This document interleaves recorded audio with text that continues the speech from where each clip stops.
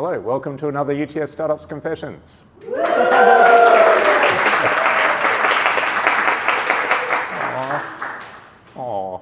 Okay, this is the most exciting interview. I'm so excited. If I look a little nervous and excited, you'll know why in a second. It's not often that someone gets to come back to the building that they graduated from, having had the incredible career that you've had, Michelle. Thank you. And also joined by an artwork behind you depicting your career by the incredible Rasa, entrepreneur in residence for Tech Central. So I hope this is as fun for you as it's going to be for everyone watching at home and everyone here. So I'll also say for people watching at home, put questions into the comments on LinkedIn if you can, and we'll answer them at the end of this as well. We rabbit on about technology-enabled entrepreneurship. And the reason is today there's platforms like Facebook, et cetera, that have given people access to the world in terms of reaching customers, servicing customers, and giving opportunity to so many people.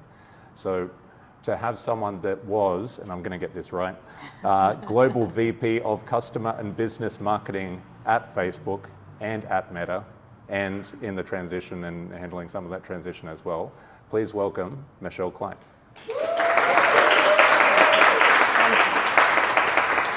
Okay, that's just one thing. I'm going to get to all the other things in a second. So, but could you give us a quick overview of your work there, and particularly the impact you've seen it have on businesses? Yeah.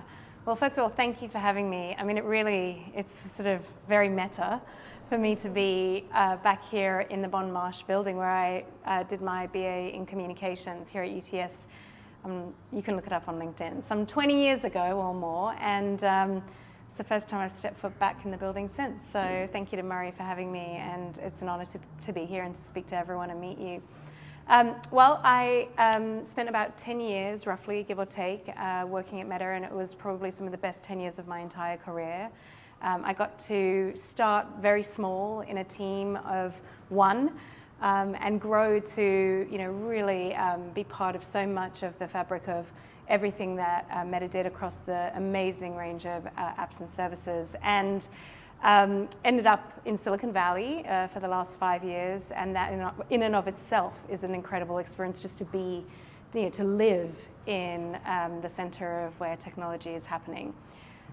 So about a couple of months ago, we decided that it was time to come home after leaving here with a backpack and three friends, coming home with a big container and children and a husband. And I wanted to be part of my next chapter in helping Australia and being part of the scene here, not just the tech scene, but the business scene, and bringing all of that experience back to an iconic Australian company, and that is IAG, which is really, really exciting, and we'll talk a bit about that later. But certainly, there are many transferable skills, no matter what industry you work in. Prior to Meta, I was in consumer packaged goods. Prior to that, I was at an agency, digital agency. Prior to that, I was at the Sydney Morning Herald.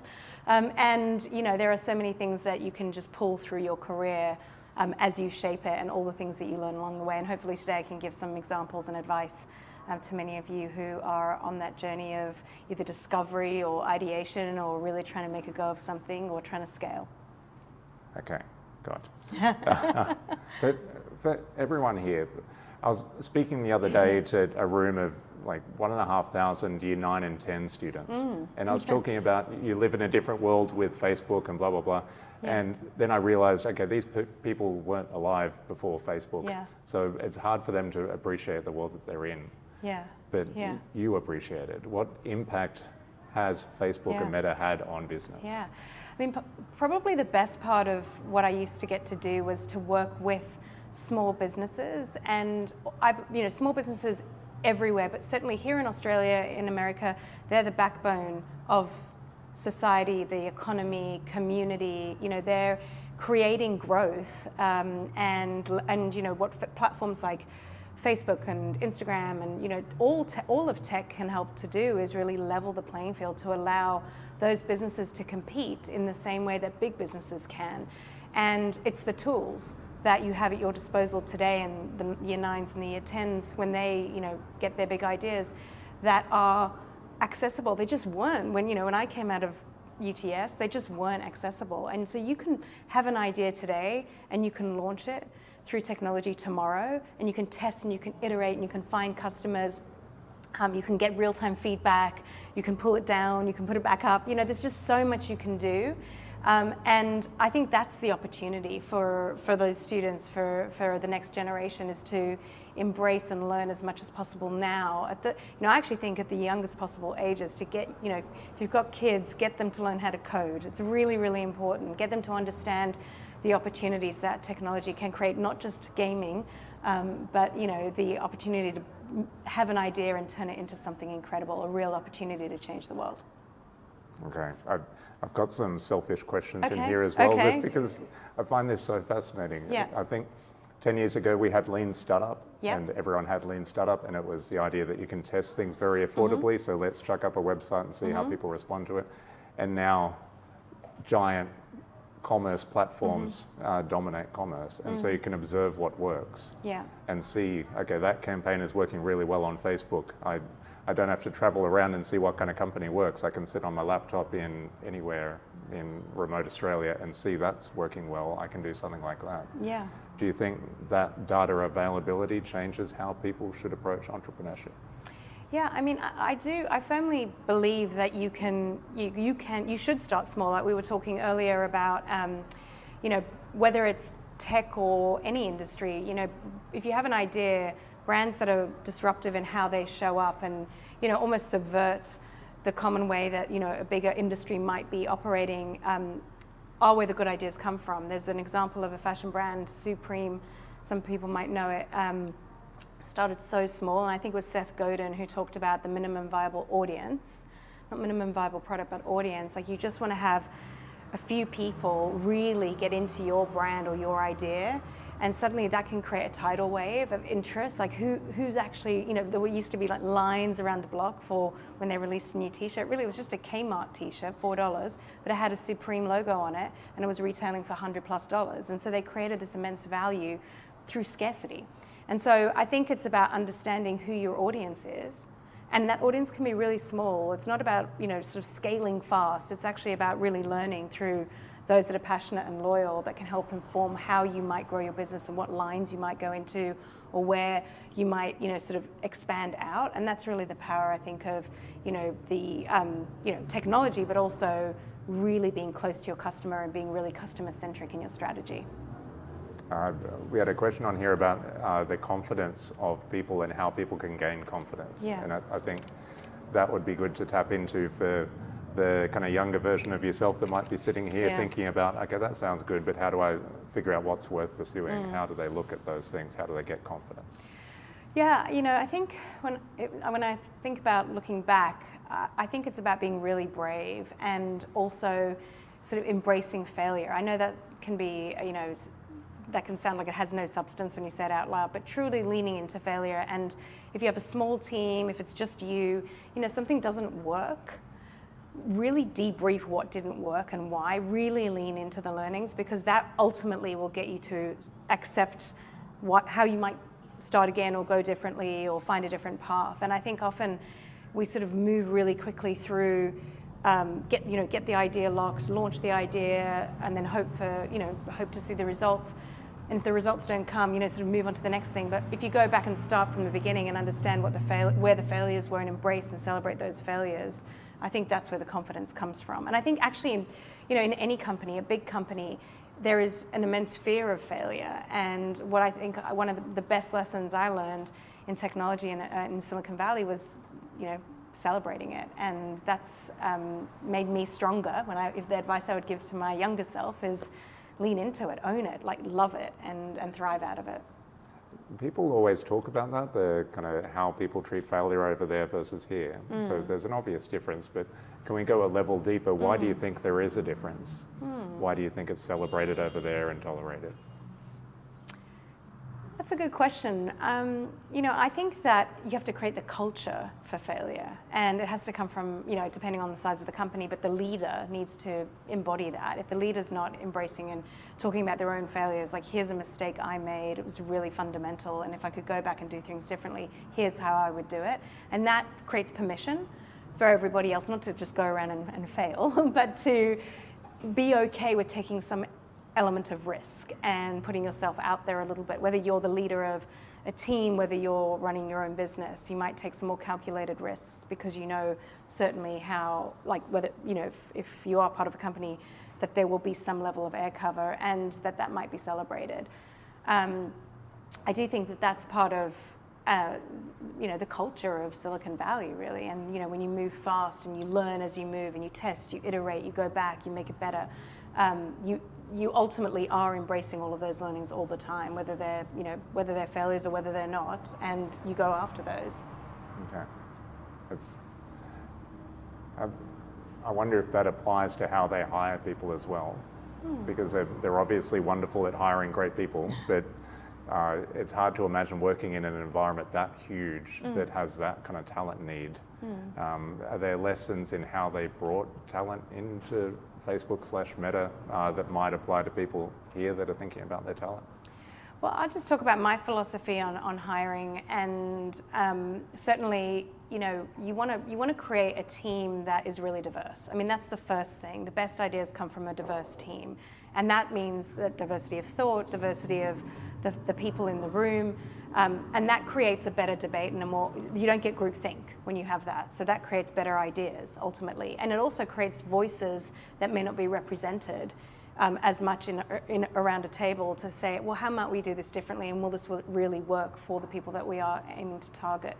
And I think that's really important no matter where you work, is look at your team, make sure you have aspects of diversity throughout, and then ensure that you're always listening and that every voice gets a voice in the room. Even, you know, sometimes it's the people who are the most, you know, maybe not the most senior in the company that have the best ideas, and they just don't get heard. And so making sure that you're creating that environment for sharing, openness, transparency, that really fosters the culture of creativity, psychological safety, honestly, and that, you know, that desire to want to contribute in a way that you feel like even if you do fail, it'll be okay. Okay, sounds pretty good. I'll look up if they're hiring. That was my philosophy. Yeah. But it's well then. So coming back to Sydney. Yeah. So and speaking of diversity, like bringing you back into Australia is a wonderful thing for Australia. I think everyone will agree. But how has that been for you in terms of the difference you've seen in Sydney to Silicon Valley? Well, I've been here a couple of months, and I love being home. I'll start there. It's been a wonderful experience coming home after all these years, and you know, I just think like there's so much creativity here. There's a huge, you know, I've met many of the tech companies that have started here, and there's just a ton of opportunity for Australia to stand out in front and really lead the way. You know, certainly I think what happens is, just like me, people go backpacking and then they don't come back, and you know, they like being overseas, and you can have a great career overseas, and you forget how terrific this country is. You know, it's this country sort of seems like it can, you know, be resilient to a lot of things, and there is, you know, a hard-working ethic here amongst, you know, the population. And so I just think if you've got a great idea, why not build it in Australia? And truly, you know, I think that's the opportunity for everyone who's in the room here today, and people that are either, if you're, you know, in university and learning, you know, try to stay here, try and build your big idea here, because I do think, you know, the economic opportunity is here, the talent is here, the culture is right, and it's why I'm back. Would you say it's the nicest, safest place in the world to build a startup? I don't know yet. What would you say, Murray? Okay, we'll work on some sound bites for later. But I think it is. I think people say it's expensive here, but it's expensive because everyone wants to be here. So there's other problems as well, but I think there's a social proof that Sydney is a great place to be. And out the window, we have Tech Central building with Atlassian and Canva and a whole bunch of other interesting global tech companies here. And 8,000 people a year graduating from this university, plus UCID, plus UNSW, all feeding into that as well. There's going to be something interesting here. That's awesome, and it makes me really proud, the companies you mentioned and many others who have actually started here, grown around the world. The founders are still here. That's really important as well, and part of inspiring, as I said, the next generation to want to get into, this space and really build a burgeoning tech culture. And I think that then takes us to IAG. So I'll warn you, I find insurance really interesting. So do I. Read the history of Lloyd's. It is a fascinating kind of history, and the business models that came from it are fantastic. So it is a really interesting area. And to be Chief Customer Officer. And Marketing. And Marketing Officer, sorry. The one time I don't read it out. What does that kind of mean in terms of what you're taking on, and what does it mean also for all the local startups that might be able to engage with IAG?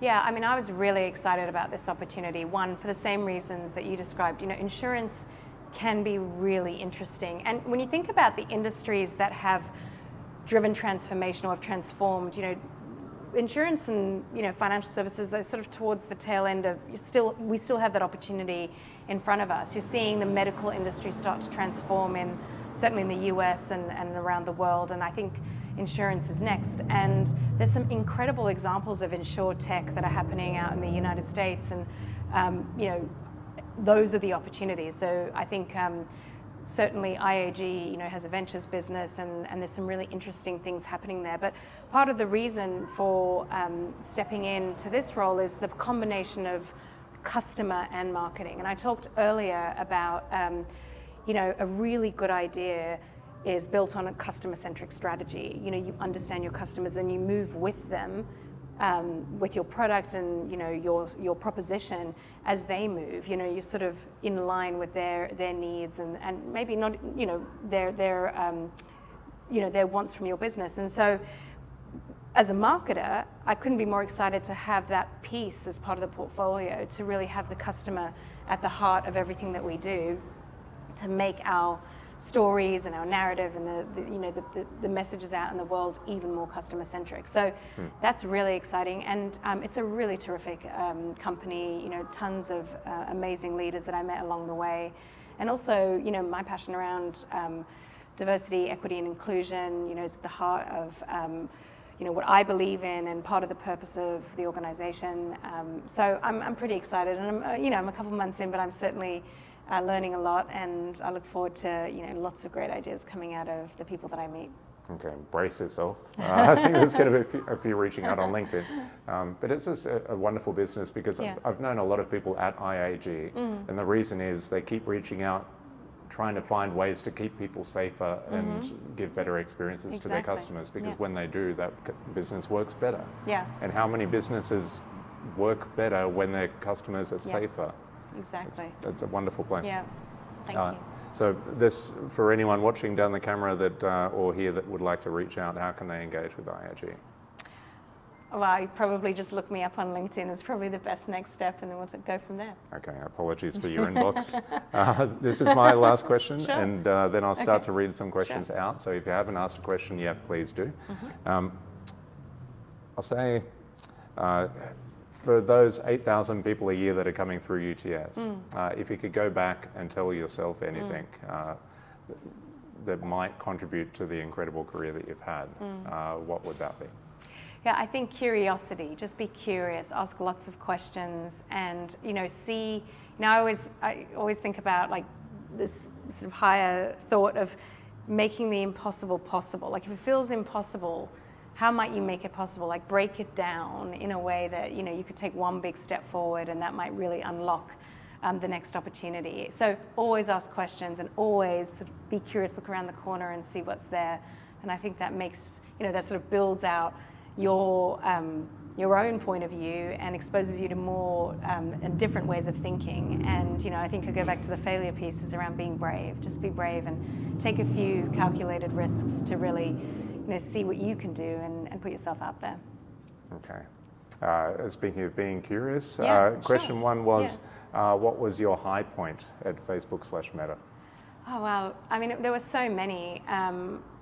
Probably one of the most, one of my proudest moments was during COVID. As COVID hit, actually, early March, we wanted to make sure that we could help small businesses. I mean, a lot of small businesses, as you know, had to shut down immediately, board up, And they usually, in the United States, they have, about $4,000 worth of, of cash, and that's about it, and then what do you do after that? And so keeping the lights on was really important.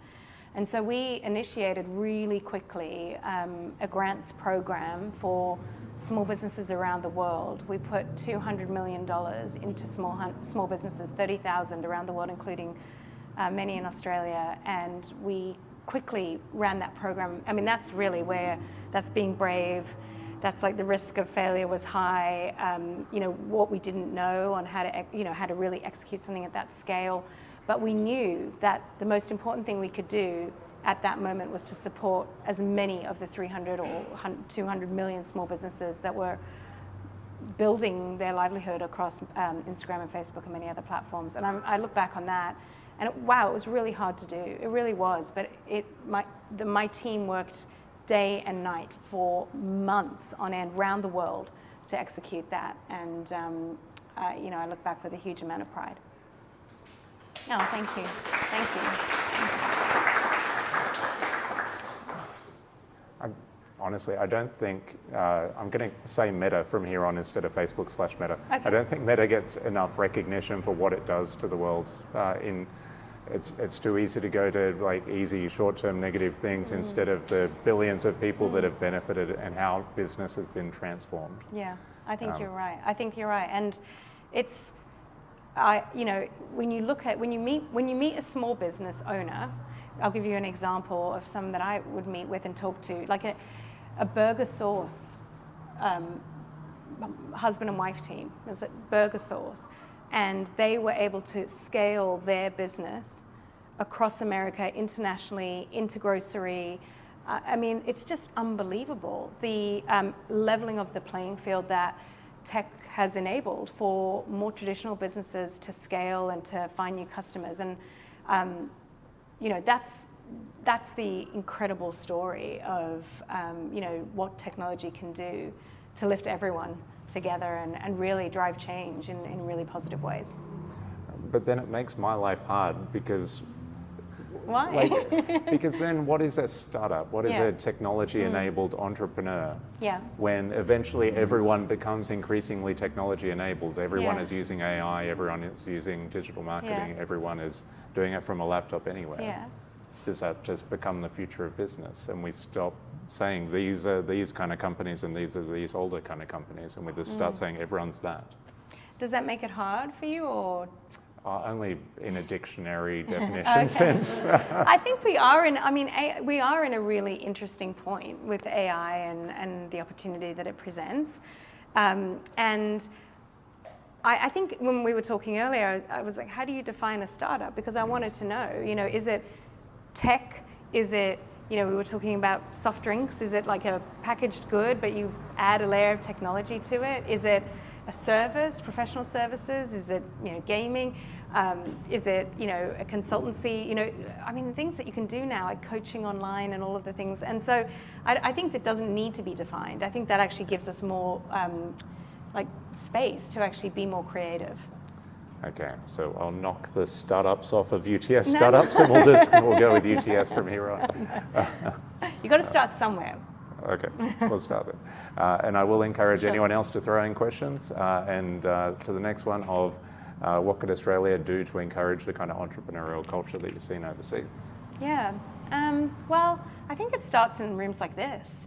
We've just got to network and talk about it. We've got to, the reason you were one of the first people I contacted when I came back was, I went to this university, and I want to be able to give back to the students that are going to this university now. We have to get our next generation feeling confident that you can have a career that isn't a linear path. And I think that's the unlock for Australia to create more entrepreneurship, in that you can bounce, like the best careers are those that bounce around, and you try a bit of this, and then you try a bit of that. Maybe that didn't work, but what did you learn from that you can take to the next thing? And I think that, I don't know, maybe it's by virtue of being an island somewhere quite far away from the rest of the world that tends to send people down that linear path. But I really hope that it's really this moment, it's this room, it's all of you, it's the students that are going through today and the students of the future, and creating that culture of what if and why not, I think is really important. Somewhere there's a student feeling a little bit more confident I hope so. hearing you say that. Because this, like, for example, what did your parents want you to be when you're in school? You have to ask my mum. Okay. But it's I come from, my father's a small business owner. He was I consider him an entrepreneur, and started with very little and created a business. And I think that it's a spirit. It's a spirit of entrepreneurship that you foster and you create and you inspire others. And in the end, it doesn't actually matter what it is that you do. It's the fact that it was successful, or you've helped to grow the economy, you've hired people, and that contribution is therefore bringing more Australians along on that journey as well. And do you think we should maybe be okay with more Australians going overseas as long as they eventually come back? Yeah, of course, but I do think it's important that people see Australia. So how does Australia get positioned on the world stage as a country that is bringing out the best new ideas and leapfrogging in industries? And I do think that you're seeing some of that. Like, it's excellent what's happening here. And I'm actually, going up to the Tech Council of Australia, have an event in a couple of weeks' time, and hearing about what's happening, and the involvement of government and so on to really enable and move that agenda forward is really important. That's the thing. I think there's a lot of people here that have open ears and want to do things differently. I'm actually seeing questions from some of the Tech Central teams, so the team responsible for what's being built around us in this precinct, around what were the good and bad parts of different ecosystems that you've been part of, and what can we learn now in building one here? Yeah. I think this is probably more general in terms of advice, but I think there's a couple of things around simplicity. Like, sometimes it's the simplest explanation that's the right one. And when you're trying to pitch an idea or build an ecosystem, when it becomes really, really complex and really hard to explain, it's probably not going to be as successful. And there's like a great quote from Albert Einstein around, if you can't explain your idea to a 6-year-old, then it's not a good idea. I'm sort of probably misquoting a little bit there. But that's true, and I've always thought about that in everything that I do, in how do you articulate it in the simplest of terms. Like a really complex idea or concept, in the simplest of terms, try it. Like, if you know a 6-year-old, try it. I encourage that, because I think that is part of how the ecosystem gets built, is like, we have good ideas, they're simple to explain, people get them, you get people to get on board with them quickly, investment goes in, you go. Okay, so the safest and nicest place in the world to build a startup? No, okay, it's not going to stick. I think that's pretty much it for questions, unless there's anything else coming through. We'll turn off the camera just in case there's any extra juicy questions, and then we can share it in a bit more privacy. But this has been wonderful. Oh, thank you. And imagine how, this is already incredible what's happening around Sydney and the startup ecosystem here. It's going to become increasingly incredible with the precincts that are being built around us and everything that's further away. But think how more incredible it would be if more Michelles came back and contributed to making it everything it can be. But for now, thank you for coming back. Thank you. And thank you for sharing everything for me. Thank you. I will say quickly, we run these every Friday at 3:30 at UTS Startups at Central. Come on down, we'll see you there. Thanks very much, everyone. Thank you.